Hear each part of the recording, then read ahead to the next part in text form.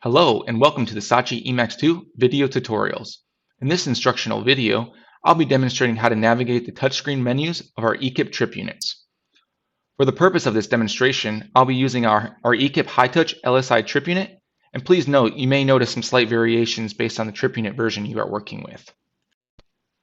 The main page is split up into 4 icons.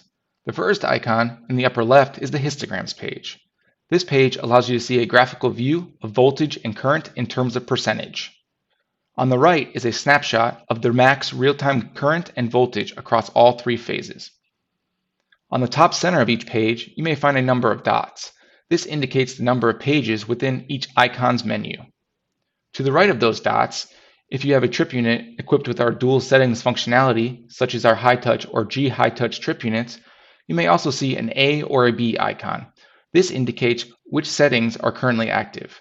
If dual settings are not enabled, this icon will not be present. Finally, to the right of the dual settings icon, you may also see a plug icon. This indicates that your trip unit is powered via an external source, such as direct supply to the K1 and K2 terminals, or using our Ekip supply module.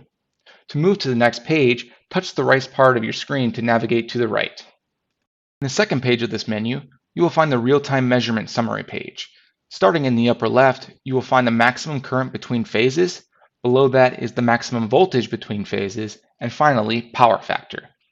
Moving to the right, you will also find additional measurements for active power, reactive power, and finally, apparent power. When equipped with an Ekip SynchroCheck module, a third page becomes available. In the SynchroCheck page, this provides a summary of your 2 main sources. On the left are the internal measurements directly from the circuit breaker for both voltage and frequency, while on the right are the same measurements but from your secondary source, which is wired to your SynchroCheck module. Below the frequency measurements, you will also find a power factor delta and finally the SynchroCheck status.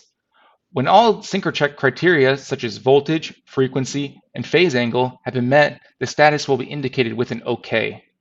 To go back to the home page, simply press the Home button. In the upper right is the measurement instrument page. This provides an analog display for current, voltage, active power, apparent power, and reactive power. The lower right icon is the measurements page. The first page is the current page, providing a real-time view of current for all 3 phases.